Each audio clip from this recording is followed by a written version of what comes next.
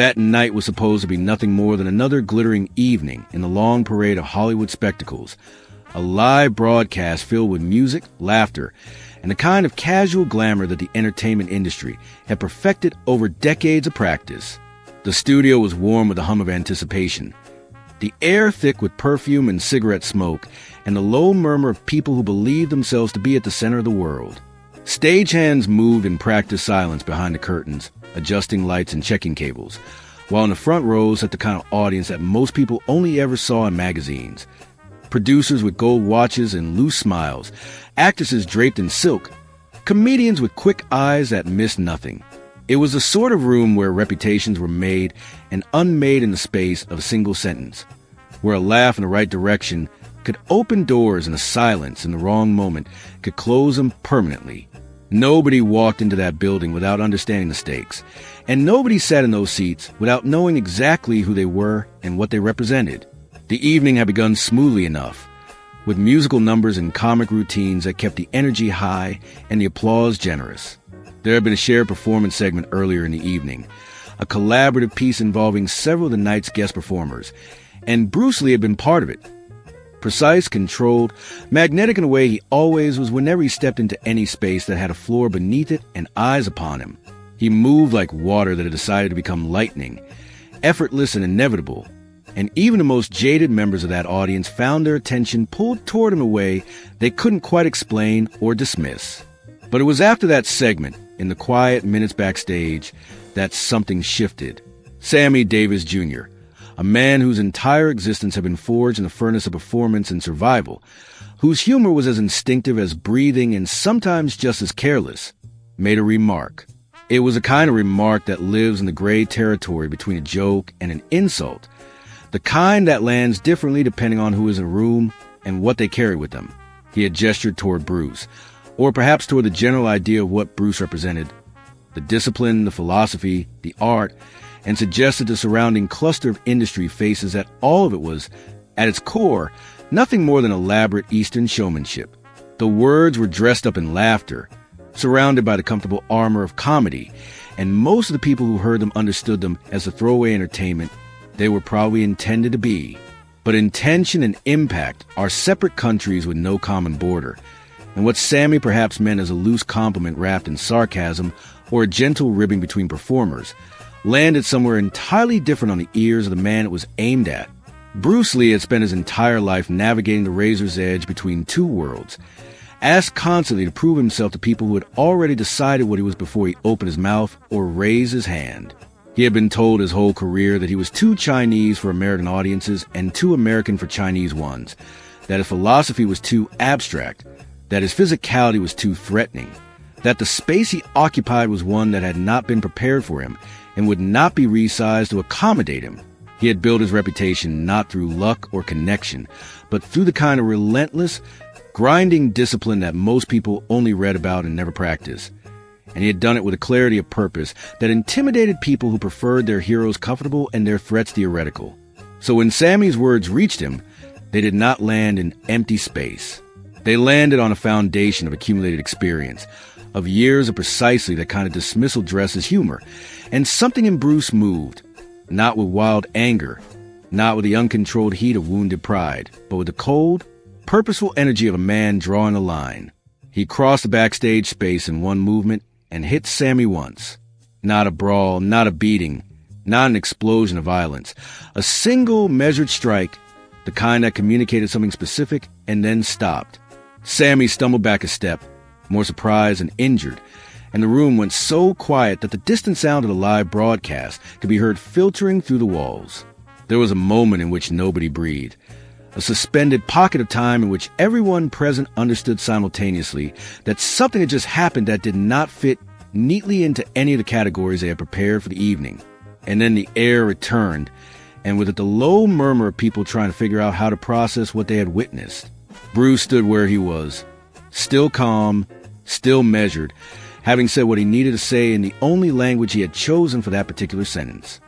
Dean Martin had been watching from a few feet away. Dean was, in the mythology of his social world, many things: a singer of effortless grace, a comedian of studied carelessness, a man who wore his ease like a tailored jacket and never seemed to sweat in it. But he was also, beneath all of that performed nonchalance, fiercely loyal to the people he considered his. Sammy was his. They had built something together over years, a brotherhood forged in late nights and shared stages, and a particular bond that formed between people who had survived the entertainment industry long enough to know its teeth. What Dean saw in that backstage moment was not a philosophical boundary being drawn or a measured response to accumulated disrespect. What he saw was his friend being struck, in front of witnesses, in front of the industry, in front of people whose opinions formed the atmosphere in which all of them breathed professionally. And he smiled, the kind of smile that had nothing warm in it, a thin, cold arrangement of the mouth that those who knew him well recognized as the expression he wore when he had already decided something and was simply waiting for the right moment to execute it. He did not confront Bruce. He did not raise his voice or make a scene. Dean Martin was too intelligent for direct confrontation and too experienced in the mechanics of public life to waste his response on something as obvious as a backstage argument. He understood better than most that in the world they inhabited, image was the most durable weapon and humiliation the most lasting wound. A physical response would be forgotten in a week, but a public unraveling, a moment broadcast into living rooms across the country in which a man loses the one thing that defines him, that could follow a person for years. And Dean began in the quiet hours that followed that evening to construct exactly that. The next time Bruce was booked on a major live broadcast, Dean's machinery was already in motion.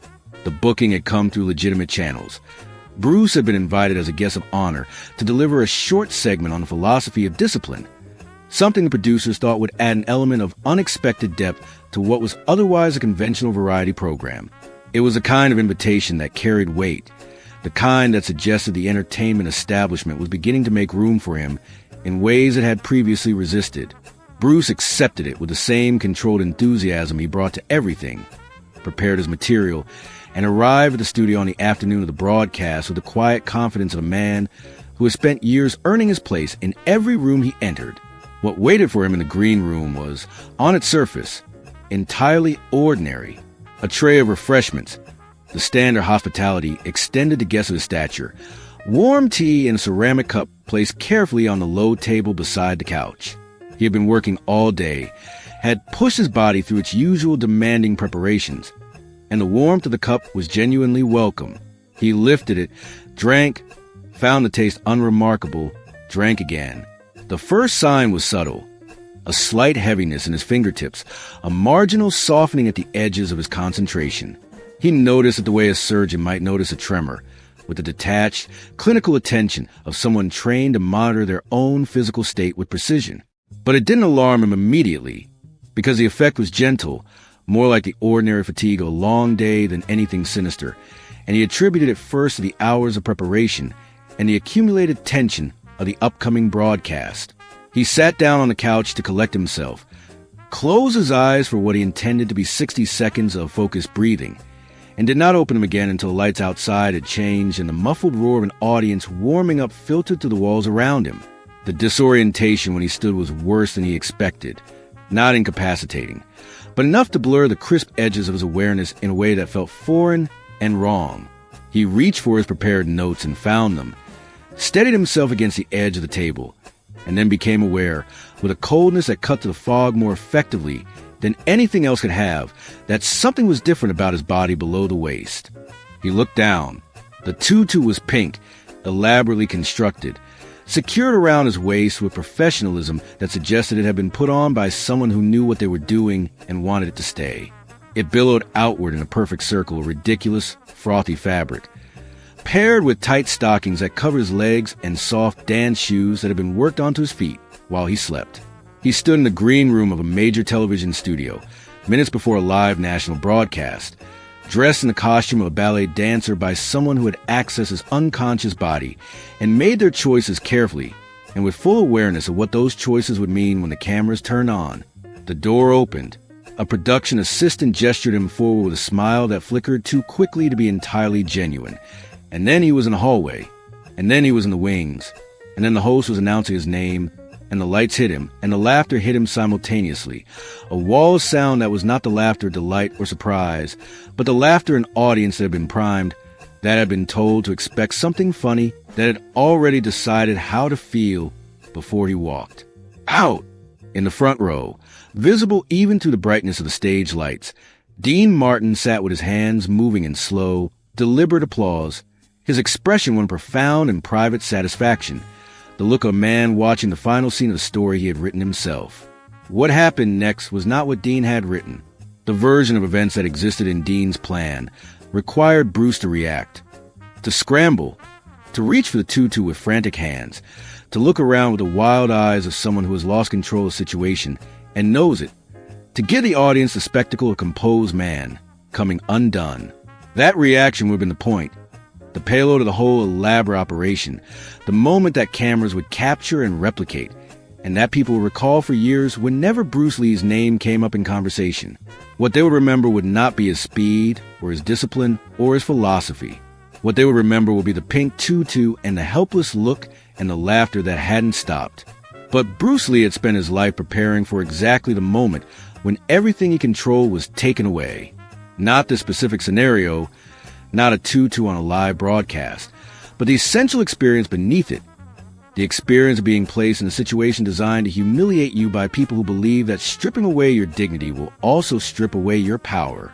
He had encountered that experience in casting offices and on film sets and in martial arts schools, and in every room he had ever entered where someone had looked at him and decided before he moved a muscle that he did not belong.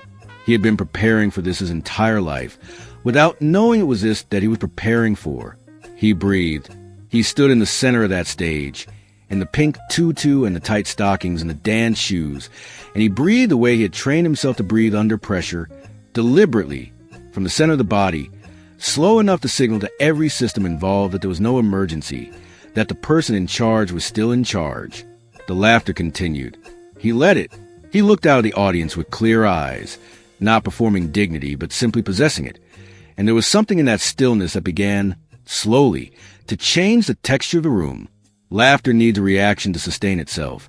It feeds on the discomfort of its target, multiplies when the target squirms or shrinks, when the target does neither, when the target simply stands in perfect composure and waits. The laughter begins to lose its confidence. He walked to the center of the stage, not hurrying, not hesitating, the walk of a man who has decided exactly where he is going and sees no reason to alter his pace. A stagehand near the wings had a microphone in his hand, intended for the host's follow-up segment, and Bruce reached out as he passed and took it with the naturalness of someone who has never been handed anything he didn't first reach for himself. He held it and faced the audience and waited for the laughter to find its own edges, and when it did, when it reached a place where it either had to be refreshed by new material or begin to subside, he spoke into it. "Whoever is laughing right now," he said, his voice low and even and carried with the effortless projection of someone who had trained his body as an instrument, doesn't understand anything about balance. The sentence was short and strange, and it did what strange things do in the middle of expected chaos. It interrupted the rhythm. People looked at each other. The laughter stuttered. And then Bruce moved. What followed was not a rehearsed demonstration, not the polished segment he had prepared for the broadcast. It was something raw and more extraordinary than that, an improvised sequence of movements performed in full costume, in a live broadcast, in front of a national audience, by a man whose nervous system was still partially dampened by whatever had been dissolved in his tea. The tutu moved with him, its ridiculous pink volume tracing the arc of each motion, and that incongruity, the impossible grace of the movements against the absurdity of the costume, created something that the audience had no prepared category for. They had expected buffoonery. They were watching mastery in a costume, which is something entirely different, something that has its own kind of power that bypasses the usual filters and lands directly in the chest. The applause began tentatively, a few pairs of hands in the middle of the room, and spread outward with the particular momentum of a crowd that has been surprised into sincerity. By the time Bruce returned to stillness, the laughter had been replaced entirely by something that wasn't quite reverence, but was its immediate neighbor, a recognition, however unwilling, that the person standing on that stage had just done something that the person who designed the situation had not anticipated and could not take credit for. Dean Martin, in the front row, had stopped applauding. His hands rested on his knees, and his expression had rearranged itself into something more complicated than satisfaction, something that contained, at its edges, the first traces of the understanding that the story he had written for that evening had ended differently than he intended. Bruce left the stage to the sound of genuine applause and went directly, without stopping in the green room, without speaking to anyone who didn't need to be spoken to a physician he trusted. The blood work was straightforward. The compound was identifiable, its dosage measured, its effects consistent with what he had experienced in the green room and on the stage. It was not a dangerous substance in the amount that had been administered, which suggested it had been chosen carefully, calibrated not to harm but to impair, to soften the edges of the precision that defined him. That carefulness told him something important. Whoever had done this was not interested in hurting him. They were interested in embarrassing him. They had designed the impairment to be just severe enough to make him vulnerable and just mild enough to be defensible, which meant the person behind it had thought through the legal and medical implications beforehand, which meant this was not impulsive, and it was not accidental, and it was not the act of someone who didn't understand consequences. He traced the tea back through the catering company to the supply contracts and found Dean's name attached to a sponsorship arrangement with one of the companies in the chain. Not direct, not provable in any courtroom beyond doubt, but visible to anyone who knew how to look and was motivated to look carefully. He sat with that information for several days without acting on it, which was itself a kind of action, a form of deliberate patience that Bruce had cultivated as one of the more useful disciplines in a life full of them. During those days, he continued his training, kept his appointments, gave no public indication that anything had happened beyond the broadcast that everyone had already seen and was already talking about. He let the story settle into a version that suited him, the version that emphasized the composure, his improvised mastery, the inexplicable way in which humiliation had become demonstration. And then he sent Dean a photograph. It arrived through a messenger, in an envelope with no return address, and inside was a single image, an empty teacup, ceramic and plain, sitting on a wooden surface. Below the image, in Bruce's precise handwriting, for words, balance always comes back. It was not a threat. It was something more uncomfortable than a threat. It was proof that he knew, and a reminder that knowledge of this kind does not expire or diminish, that it sits in the pocket of the person who carries it until they choose to spend it. Dean looked at that photograph and understood, with a particular intelligence of a man who has spent his life reading rooms and audiences, that the situation had not resolved in the way he had intended. He had set out to humiliate someone publicly, and had instead created a private debt, one that the other person was choosing, at least for now, to hold rather than call in. The choice to hold it was itself a demonstration of power.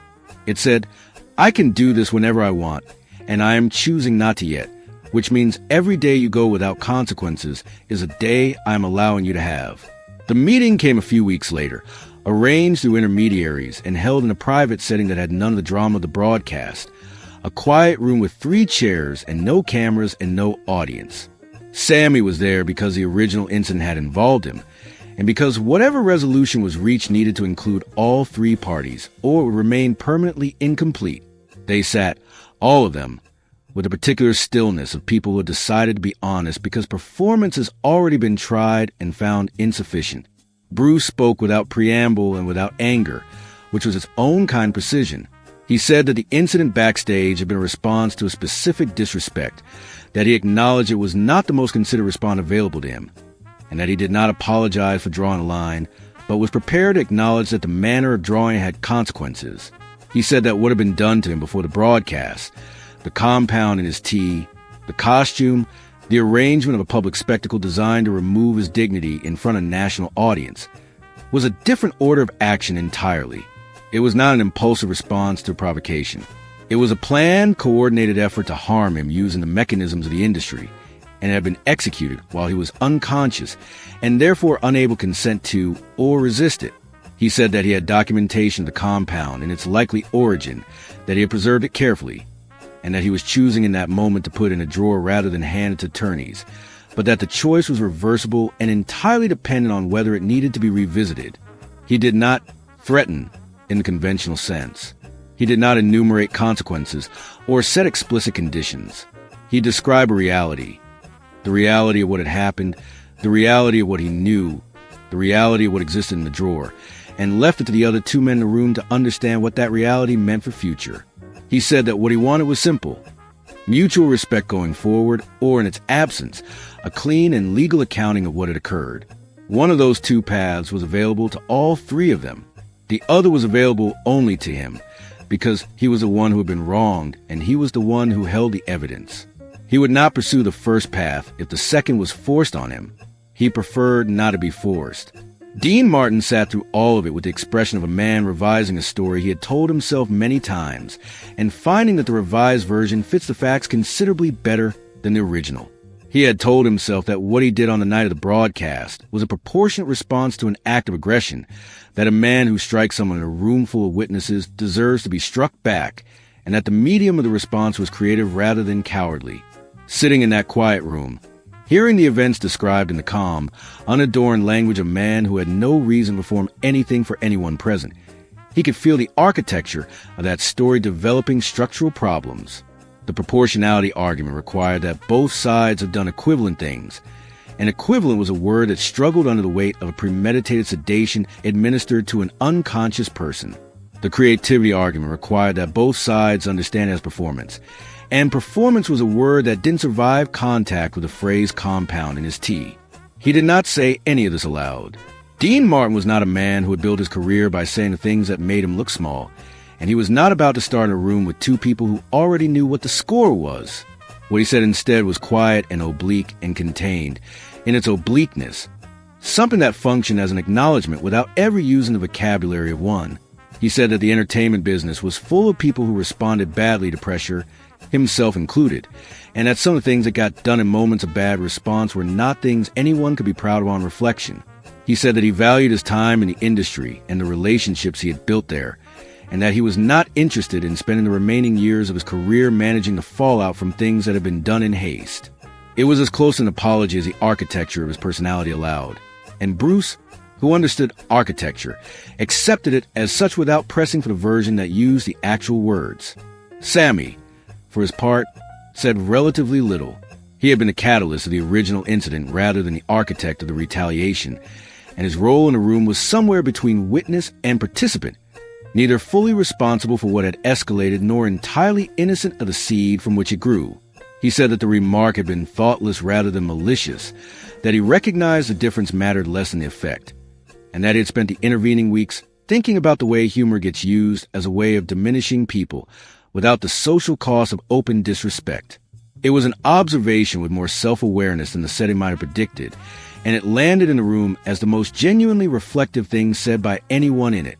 They left without shaking hands, which was a choice all three made simultaneously and without discussion. The way certain social decisions get made in rooms where everyone is paying close enough attention. The absence of the handshake was itself a kind of honesty, a refusal to perform resolution that hadn't fully arrived yet, an acknowledgement that the situation had been addressed rather than healed, that the relationship between them going forward will be defined by a careful, watchful distance rather than by warmth. It was not friendship. It was something more durable than friendship in certain circumstances. A clear-eyed understanding between people who knew exactly what they were capable of doing to each other and had elected, at least for the foreseeable future, not to do it. The story did not disappear entirely after that. Stories of that size and shape, involving those names in that era, don't simply evaporate. They migrate, moving from the people who witness them directly into the softer tissue of industry memory, pass along in green rooms and dinner tables and the quiet corners of parties where the more interesting conversations always happen. It became one of those stories that people reference obliquely without naming its components directly. The way certain cautionary tales get preserved in cultures by being told around their edges rather than at their center. People in the industry who heard versions of it came away with a specific and durable lesson, not about any of the individuals involved, but about the nature of the thing that had played out between them. The lesson was not about physical ability or celebrity power, or even the mechanics of retaliation. The lesson was about the location of control. Dean had believed, when he constructed his plan, that control lived in the ability to arrange spectacle, that if you could put a man in a humiliating situation in front of enough people, you owned the narrative of that moment and everything that followed from it. It was not an unreasonable belief. The entertainment industry runs, in large part, on exactly that logic. Image is architecture. Perception shapes reality. If you make someone look small enough in front of enough people, the smallness becomes, at least functionally, real. He had operated on that premise for his entire career and had generally found it to be accurate. What the evening demonstrated, in a way that couldn't be entirely contained by any of the parties who witnessed it, was that the premise has an exception. The exception is a person whose center of gravity does not live in other people's perception of them. Bruce Lee had spent years not performing the philosophy of internal discipline, but actually constructing it, actually building through thousands of hours of practice and an honest confrontation with his own ego and its demands, a place inside himself that didn't require external validation to remain stable. That place did not evaporate when a live audience laughed at him. It did not dissolve when the cameras were rolling and the costume was on and the sedative was in his blood. It held because it had been built to hold. Because the whole point of building was precisely this, the moment when everything external is working against you and you need something that external forces cannot reach. The pink tutu became, over time, a different kind of symbol than the one Dean had intended when he chose it. It had been chosen as an image of emasculation, of the martial artist made ridiculous, of seriousness deflated by absurdity. It became, instead, an image of something harder to mock, the thing that is placed on a person against their will and which they refuse to be diminished by. Every time someone who had been in that room or heard the story pass it on, that was the part they kept. Not the laughter, not the spectacle, but the moment when the laughter stopped because a man in the tutu made it stop by being, in his essential self, unmockable. And Dean, who in the years that followed occasionally found himself in conversations where the story surfaced at its edges, never contested the version that circulated, perhaps because it was accurate. Perhaps because contesting it would require acknowledging the parts he had played in it, that he preferred to leave in the oblique middle distance of a story everyone understood and nobody named directly. Perhaps because, in some part of himself that his public persona had been carefully constructed to obscure, he recognized what he had witnessed in that quiet room and on that lit stage, and understood that there are people in the world who have built something in themselves that you genuinely cannot take from them, and that recognizing that truth late is still better than never recognizing it at all. The question that remained in the memory of everyone who had been in that building on that night was not who had won or who had lost, because those categories don't hold their shape when applied to what actually happened. The question was simpler and more unsettling.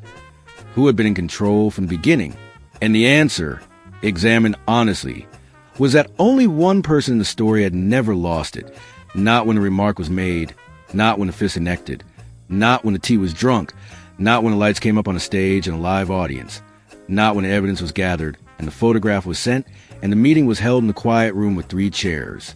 One person had been in control of themselves throughout, which is the only control that cannot be revoked by someone else's plan, and in the end the only kind that actually matters when the dust has settled and the broadcast has ended and the room has gone dark, and you are left alone with a version of yourself that exists when nobody is watching. That is where Bruce Lee had always lived, and that is where, despite everything that had been arranged against him, he had remained.